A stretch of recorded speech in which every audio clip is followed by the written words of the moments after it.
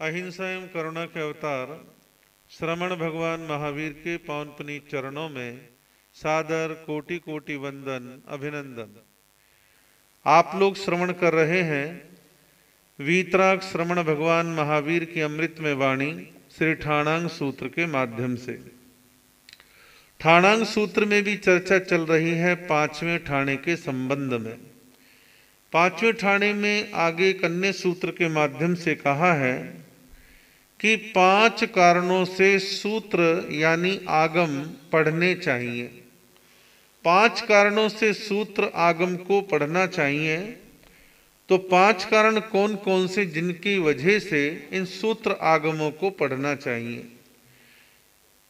आप समझ लें कि वर्तमान में भगवान महावीर की वाणी आगमों के रूप में, सूत्रों के रूप में हमारे सामने मौजूद है।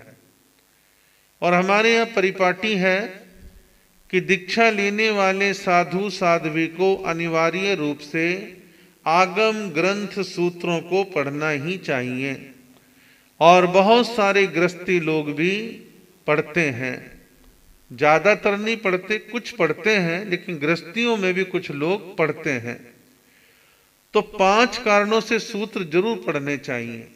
5 कारण बतलाएं। सबसे पहले ज्ञान के लिए, कि ज्ञान के लिए सूत्र पढ़ा जाए, सही मार्गदर्शन मिलेगा, सही चीज का बोध होगा, सही स्वरूप की जानकारी होगी सूत्र के आगम के पढ़ने से। आप विचार करें कि जो दीक्षा लेकर के संयम के मार्ग पर चलने वाले साधु साध्वी हैं, उनको कह दिया जाए कि भी तुम्हारे को कोई आगम ना तो दिए जाएंगे, ना तुम्हें कुछ आगम पढ़ने की जरूरत है, और तुम आगमों से दूर रहोगे, बस तुम महाराज बन गए और आहार करो, थोड़ा बहुत जाप कर लो और अपने लोगों से मिल लो, काम खत्म है। आप स्वयं चिंतन करें कि क्या साधु जीवन में निखार आ पाएगा? क्या आत्मा का बोध, कर्मों के स्वरूप की जानकारी, संसार के स्वरूप की जानकारी, जन्म मरण मृत्यु मोक्ष आदि के बारे में जानकारी, क्या कोई तत्वबोध होगा? नहीं होगा। तो ज्ञान प्राप्त करने के लिए आगम का अध्ययन स्वाध्याय करना आवश्यक है। ये आगम हमारे सामने वर्तमान में ना हो तो हमें मार्ग भूलते हुए देरी नहीं लगेगी। हम मिथ्यात्व में, हिंसा में, पाप में, अनेक प्रकार की प्रवृत्तियों में हो सकता है संलग्न हो जाए, क्योंकि ज्ञान का उजाला, ज्ञान का प्रकाश हमारे पास है ही नहीं। तो जीवन में जब तक ज्ञान नहीं होगा तो विकास नहीं होगा। ज्ञान के द्वारा विकास होता ही है। तो इसलिए सही ज्ञान की प्राप्ति के लिए आगम पढ़ें, सूत्र पढ़ें, शास्त्र पढ़ें, ये आवश्यक है। फिर कहा दर्शन के लिए यानी श्रद्धा के लिए आगम पढ़े, दर्शन के लिए शास्त्र पढ़े, आगम पढ़े। अब मान लीजिए हमारे आपके पास, किसी के पास भी आगम का कोई ज्ञान नहीं है, तो क्या गारंटी कि हमारी श्रद्धा सम्यक रह पाएगी? हमारी श्रद्धा मिथ्या हो जाएगी, हम मिथ्यात्व में भटकेंगे, गलत दिशा में जाएंगे, गलत काम करेंगे। तो जीवन में श्रद्धा को मजबूत बनाने के लिए, अच्छा बनाने के लिए श्रद्धा का होना आवश्यक है। और श्रद्धा के होने के लिए ज्ञान का होना आवश्यक है। और वो सब कहां से आएगा? वो शास्त्रों के अध्ययन से आएगा। आप साधुओं में 2 प्रकार के साधुओं की कैटेगरी बना सकते हैं। एक वो साधु हैं जो अक्सर शास्त्रों का अध्ययन करते रहते हैं, शास्त्रों पर बड़ी श्रद्धा है, भगवान की वाणी के प्रति श्रद्धा है। तो वो आगमों का अध्ययन करते करते, आगमों के प्रति श्रद्धा भाव होने के कारण वो अपने साधु जीवन में एक अच्छा आचरण लेकर के चलते हैं। उनकी श्रद्धा ठीक रहती है, सम्यक रहती है, भटकाव नहीं होता। और एक साधु ऐसे हैं जिनका आगमों का अध्ययन विशेष कुछ है ही नहीं, जिंदगी में एक आध बार कोई आगम पढ़ लिया, ऊपरी ऊपरी बातों की थोड़ी बहुत जानकारी है सो है। तो ऐसे साधु साध्वी और ऐसे गृहस्थी, उनके जीवन में मिथ्यात्व, विपरीत धारणाएं, कुतर्क और नास्तिकता, अनेक उठपटांग बातें वो उनके मनमानस में घर कर जाती हैं। तो अपनी श्रद्धा को सही, मजबूत, अच्छा बनाने के लिए श्रुत का, आगम का, शास्त्र का अध्ययन होना आवश्यक है। तो अपनी श्रद्धा को अच्छा रखने के लिए सूत्र का, आगम का अध्ययन जरूर करें। तीसरा कहा है कि आगम पढ़ने का तीसरा कारण बतलाया है, चारित्र के विकास और निर्मलता के लिए शास्त्र पढ़े। जब हम शास्त्र पढ़ते रहते हैं, भगवान की वाणी का अध्ययन करते रहते हैं, तो बारंबार अध्ययन स्वाध्याय का परिणाम ये निकलता है, बिना गुरु के, बिना किसी अन्य के टोके हमारे मन में ख्याल आता है कि वे मैं साधु या मैं साध्वी हूं, तो मेरा फर्ज है कि मैं अपने चारित्र को अच्छा बनाऊं और अधिक गुणों का विकास करूं और मेरे चारित्र में निर्मलता आए। किन्हीं कारणों से कुछ साल पहले मान लीजिए कि साधक ये विचार कर भी मेरे चारित्र में कुछ कमियां आई थी, कुछ गिरावट पैदा हो गई थी, बस आगे से कुछ ऐसा नहीं करना है। मैं मिच्छामि दुक्कडम देता हूँ, खेद व्यक्त करता हूँ, प्रायश्चित लेता हूँ, शुद्धिकरण करता हूँ, अब आगे भविष्य में मैं ऐसी गलती नहीं करूंगा। तो चारित्र की निर्मलता किससे आई? वो अध्ययन के द्वारा आई। अध्ययन भी सामान्य अध्ययन नहीं, आगमों का अध्ययन, शास्त्रों का अध्ययन। बहुत सारे साधु साध्वी, श्रावक श्राविका अपने मन को एक संतोष दे लेते हैं कि हमने फला साधुओं के प्रवचनों की किताबें पढ़ी हैं, हमने जैन इतिहास की किताबें पढ़ी हैं, हमने कथा कहानी किस्से पढ़े हैं।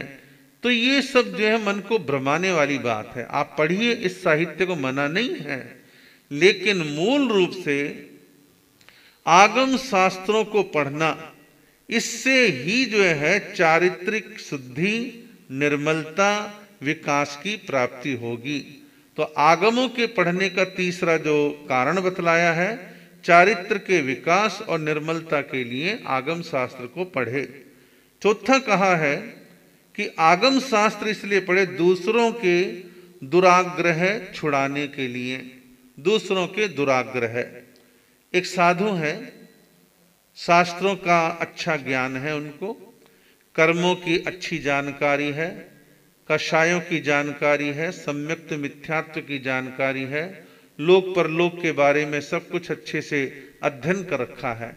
ऐसे में कोई दुराग्रही साधु साध्वी, श्रावक श्राविका मिलता है, किसी मिथ्या धारणा में उसका आग्रह बना हुआ है कि बस उस खांचे से बाहर वो आता ही नहीं है। तो ऐसे में ज्ञानवान, पढ़ा लिखा, विद्वान, शास्त्रों का जानकार उसे थोड़ा सा तर्क, थोड़ी सी युक्ति, थोड़ा सा सही बोध दे करके उसको सही लाइन पर ले आता है, उसके दुराग्रह को छुड़वा देता है और वह अपने दुराग्रह को छोड़ करके अच्छी मान्यता के प्रति आ जाता है। तो ऐसा कौन करेगा? जिसे शास्त्रों की अच्छी नॉलेज होगी। तो सभी धर्म संघों में आगम के, शास्त्रों के अच्छे जानकार विद्वान साधु साध्वी, श्रावक श्राविका होने चाहिए, ताकि वह धर्म प्रभाव न कर सके, मिथ्यात्व छुड़वा सके, दुराग्रह छुड़वा सके। और पांचवा आगम पढ़ने का कारण बतलाया है, यथार्थ भावों को जानने के लिए आगम पढ़े। यथार्थ भाव, जो वस्तु स्थिति है, एक्चुअल में क्या कहा है शास्त्र में, हमने थोड़ी बातें प्रवचन में सुन ली, थोड़ी इधर उधर की किताबें पढ़ ली और फिर अपने जैन धर्म के बारे में कयास अंदाज लगा रहे हैं, ऐसा होगा, वैसा होगा, वैसा होगा। लेकिन नहीं, जब हम स्वयं आगमों को पढ़ते हैं, स्वयं अध्ययन करते हैं, तो हमारे को यथार्थता का पता चलता है कि आगम वाणी का यथार्थ भाव क्या है, भगवान की वाणी का भाव क्या है। तो ये यथार्थ भावों की जानकारी के लिए हमारे को अध्ययन करना चाहिए, आगम पढ़ने चाहिए, सूत्र पढ़ने चाहिए। बहुत सारे लोग आगम शास्त्रों को लेकर के दिमाग में एक हवा पाल लेते हैं कि अरे अरे ये तो बहुत कठिन होते हैं, संस्कृत प्राकृत हमारे को नहीं आती, हमें कुछ पता नहीं चलेगा। लेकिन ऐसा नहीं है। आज राष्ट्रभाषा हिंदी के अंदर सभी शास्त्रों का हिंदी में अनुवाद उपस्थित है। केवल साधु साध्वी श्रावक श्राविका प्रमाद छोड़ करके पढ़ने की भावना रखे कि हमारे को पढ़ना है, जानना है। आदमी संकल्प कर ले, भाई मैं साधु हूं और मेरे पास सुबह से शाम तक का समय है, कम से कम 1.5 घंटा 2 घंटा डेली मैं आगम का ही स्वाध्याय करूंगा। इसके अलावा और किसी किताब पर हाथ नहीं लगाऊंगा। जब तक मेरा 1.5-2 घंटे स्वाध्याय नहीं होता और चीज नहीं पढ़ूंगा, इसको ही पढ़ूंगा। तो आप देखिए कुछ महीनों कुछ सालों में जानकारी भी बढ़ेगी, श्रद्धा भी बढ़ेगी, शुद्धिकरण भी बढ़ेगा, निर्मलता भी आएगी और जीवन में ये कल्याणकारी बनेगा। तो कहा है 5 कारणों से सूत्र आगम को पढ़ा जाए, सीखा जाए, अध्ययन किया जाए। इसके बाद अन्य सूत्र में कहा इसी 5वें ठाणे में कि 5 प्रकार के आश्रव द्वार कहे गए हैं। 5 प्रकार के आश्रव द्वार हमारे यहाँ 9 तत्वों में आश्रव की चर्चा आती है, संवर की चर्चा आती है। तो यहाँ आश्रव की बात कही गई। आश्रव क्या है कि हमारे द्वारा होने वाली ऐसे क्रियाकलाप जिनके कारण से कर्मों का आगमन हमारी आत्मा की ओर हो, हमारे कर्म का बंधन हो, कर्म हमारी आत्मा की ओर आकर के आत्मा से चिपके, यानी आने को आश्रव कहते हैं। आने को आश्रव कहते हैं। और आप हम सभी लोग दुनिया वाले आश्रव निरंतर करते रहते हैं। कर्मों के बंधन संसार में लोग अधिकांशतया करते रहते हैं। और आश्रव के जो है 5 द्वार माने हैं, गेट माने, जिनके रास्ते से ये कर्म बंधन की प्रक्रियाएं चलती हैं। तो 5 आश्रव द्वार कौन कौन से हैं? मिथ्यात्व, अविरति, प्रमाद, कषाय और योग। इन 5 कारणों से कर्म का बंधन होता है। कर्म हमारी आत्मा की ओर आकृष्ट होते हैं, आते हैं, कर्म का बंधन होता है। तो आश्रव का पहला द्वार बतलाया मिथ्यात्व। जब हमारी दृष्टि मिथ्या हो, विपरीत धारणाएं हो, गलत ख्याल हमारे मन में स्थान बना लें, हम उल्टा उल्टा प्रारूपणा करें, उल्टी धारणा मन में जमा लें, सत्य असत्य के भेद को हम ना जाने, तो हम जीवन में मिथ्यात्व को अपनाते हैं। और मिथ्यात्व को अपनाने वाला कोई भी क्यों ना हो, साधु हो, साध्वी हो, श्रावक हो, श्राविका हो, जो मिथ्यात्व की स्थिति में जाएगा वह कर्म का बंधन बांधेगा, कर्मों का आश्रव होगा, उल्टी सीधी क्रियाएं वो मिथ्यात्व के कारण करेगा ही करेगा। तो इसलिए मिथ्यात्व से बचने के लिए अपने जीवन में हमारे को दृढ़ता के साथ इसे छोड़ना चाहिए। तो पहला द्वार है मिथ्यात्व। दूसरा बतलाया है अविरति। अविरति का मतलब है कि हम किसी चीज को भी छोड़ नहीं पा रहे, त्याग नहीं पा रहे, विरत नहीं हो रहे, जुदा नहीं हो रहे। तो ये है अविरति। अब जैसे मान लो कोई कहता है भाई हम जो है अभी हिंसा को नहीं छोड़ पा रहे, झूठ को नहीं छोड़ पा रहे, चोरी को नहीं छोड़ पा रहे, ब्रह्म को नहीं छोड़ पा रहे, परिग्रह को नहीं छोड़ पा रहे, कषायों को नहीं छोड़ पा रहे, आदि आदि बहुत सारी बातें हैं। तो अविरति, जब हम व्रतों को, नियमों को, पचखानों को ग्रहण नहीं करते, मर्यादाएं नहीं बांधते, त्याग करने के नाम पे घबराते हैं, छोड़ नहीं पाते, संत या अन्य कहीं से कोई भी प्रेरणा आपको मिली कि त्याग की प्रेरणा मिली, आप कहते हो बड़ा जोर लगता है, मैं त्याग नहीं करता, बस मन की मेरी धारणा में देख लूंगा, अपने हिसाब से कर लूंगा। तो त्यागने के भाव ही पैदा नहीं होते। तो जब त्याग नहीं पाते, छोड़ नहीं पाते, विरत नहीं हो पाते, आप अविरति हैं, तो तो आपके कर्म का बंधन होगा और आपका आश्रव निरंतर चल रहा है। जो लोग थोड़े बहुत जाग जाते हैं वो अनेक प्रकार के त्याग प्रत्याख्यान जीवन में करने प्रारंभ कर देते हैं। साधुओं के लिए कहा कि जो दीक्षा ग्रहण करते हैं घर बार परिवार का त्याग कर देते हैं, 5 महाव्रतों को अंगीकार करते हैं, महाव्रतों के विपरीत जो स्थितियां हैं उनका त्याग कर देते हैं, तो इस प्रकार वो अपने जीवन में विरत हो जाते हैं, त्यागी हो जाते हैं, छोड़ देते हैं। और जो छोड़ता नहीं, त्याग नहीं करता, ऐसे लोग अविरती हैं और वो निरंतर कर्म बंधन बांधते हैं, उनके कर्मों का आश्रव निरंतर चल रहा है। तीसरा कहा है आश्रव द्वार प्रमाद। जीवन में प्रमाद एक बहुत बड़ा अवरोध है, बाधा है। आपके जीवन में साधना के मार्ग पर प्रमाद आपको धर्म नहीं करने देता। आपके जीवन में प्रमाद हावी है, आपका मन ही नहीं बनेगा, आलस छाया रहेगा, आपके जीवन के अंदर अनेक प्रकार की दुष्प्रवृत्तियां आ जाएंगी और आप अपने जीवन में अनेक प्रकार के व्यसनों से ग्रसित हो जाएंगे। ये दुर्व्यसन भी जो है प्रमाद की श्रेणी में ही है। तो इस प्रकार प्रमाद जिस पर हावी है तो उसके जीवन में भी कर्मों का आश्रव निरंतर बना हुआ है और कर्मों के आश्रव को रोकना है तो आपको अप्रमादी होना होगा। तो प्रमाद जहां जहां पर है, किसी के भी जीवन में है, चाहे साधु साध्वी हैं, चाहे गृहस्थी लोग हैं, प्रमाद जिन पर हावी है उनके जीवन में कर्मों का आश्रव लगातार बना रहता है। चौथा कहा है आश्रव का द्वार कषाय।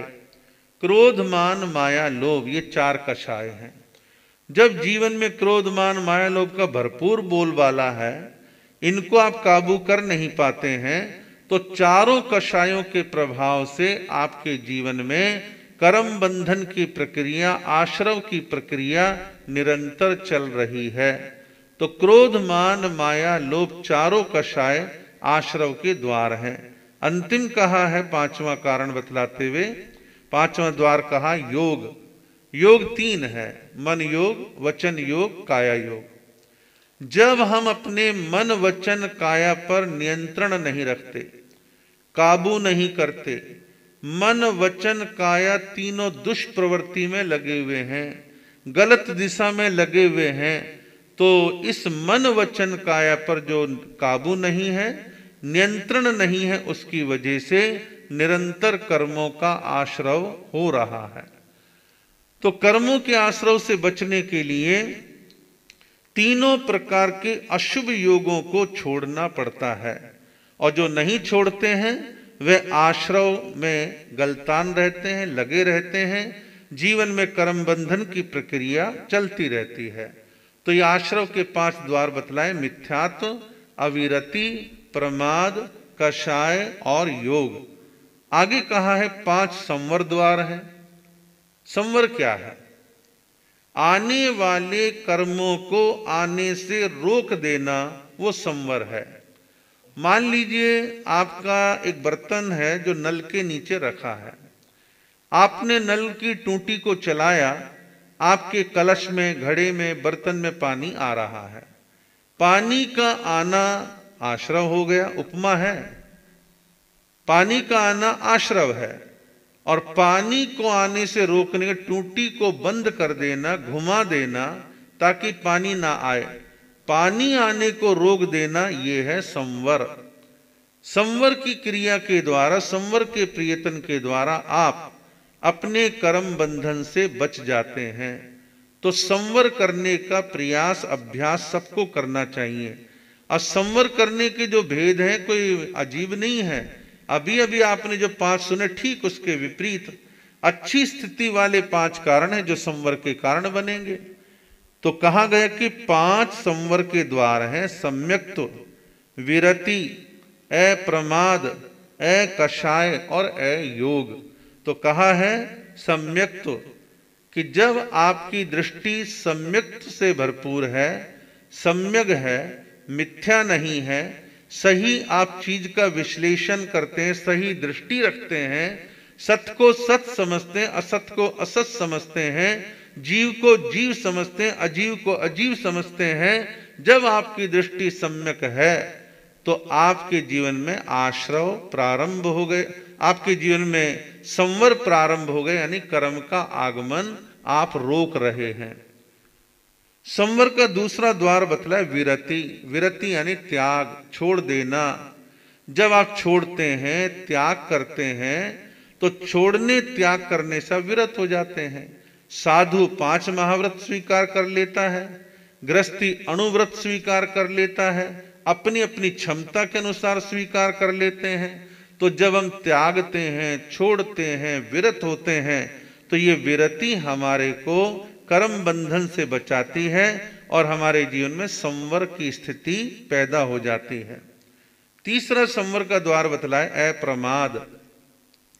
जब आप प्रमाद को छोड़ देते हैं, जीवन में प्रमाद आपके किसी भी कार्य पर हावी नहीं रहता है और आप प्रमाद रहित होकर के साधना करते हैं, तो भी आप संवर के द्वारा अपने रास्ते को अच्छा बनाते हैं, कर्म बंधन से आप बच जाते हैं। तो ये तीसरा है अप्रमाद। चौथा कहा है अकषाय। अकषाय यानी क्रोध, मान, माया, लोभ, इनको आपने जीतने, नियंत्रित करने का कार्य चालू कर दिया। अब कितना % काबू हुआ है अलग बात है, लेकिन ये जीवन में लक्ष्य बनाना कि भाई मुझे ये क्रोध, मान, माया, लोभ, इन कषायों में नहीं उलझना है, मैं इनका त्याग करता हूं, छोड़ता हूं। कभी कोई कषाय हल्का फुल्का आया तो तुरंत उसको छोड़ने का संकल्प पुनः कर लेना, उससे दूर हो जाना कि मुझे क्रोध, मान, माया, लोभ को अपने जीवन में महत्व नहीं देना, स्थान नहीं देना, इन्हें नियंत्रित करना, इनको जीतना है। तो कषाय को जीतने का काम करते रहने का अभ्यास करना, तो ये भी संवर द्वार है। और 5वां है अयोग। अयोग का मतलब है मन, वचन, काया। आपके मन, वचन, काया की जो स्थिति है, एक तो अच्छी दिशा में लगे और बार बार मन, वचन, काया की जो प्रवृत्ति है, व्यापार है, उसमें आप उलझे नहीं। तो आप जब अयोग की स्थिति में पहुंचते हैं तो ये भी संवर द्वार है। तो संवर का मतलब है आने वाले कर्मों को रोक देना, ये संवर द्वार है। और जो ऐसे संवर द्वार पर पहुंच जाते हैं, ऐसे साधक अपने जीवन को सुंदर, अच्छा और प्रभावशाली बनाने में समर्थ बनते हैं। आगे कन्या सूत्र में कहा है कि 5 प्रकार के दंड कहे गए हैं। दंड, दंड का मतलब यहां सजा नहीं है, दंड का मतलब यहां डंडे से नहीं है, दंड का मतलब हिंसा, पाप की प्रवृत्ति। तो 5 प्रकार के दंड कहे गए हैं। पहला कहा गया अर्थदंड। अर्थदंड का मतलब है अपने या दूसरे के लिए प्राणी वध करना, अपने या दूसरे के लिए प्राणी वध करना। बहुत सारे लोग अपने लिए किसी जानवर, पशु, पक्षी या मनुष्य की हत्या करता है, हिंसा करता है। ये क्या है? अपने लिए हिंसा करना। फिर है दूसरे के लिए हिंसा करना, वो मेरा है, मैं उसका हूं और मैं उसके लिए हिंसा करूंगा।